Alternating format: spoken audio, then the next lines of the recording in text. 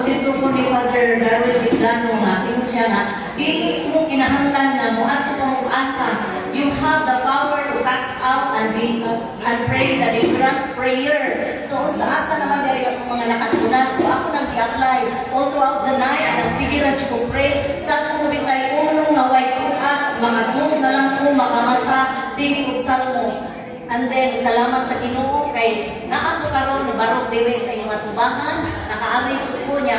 Okay na akong paminaw pero murag nan fight paghapon ko, na struggle paghapon ko.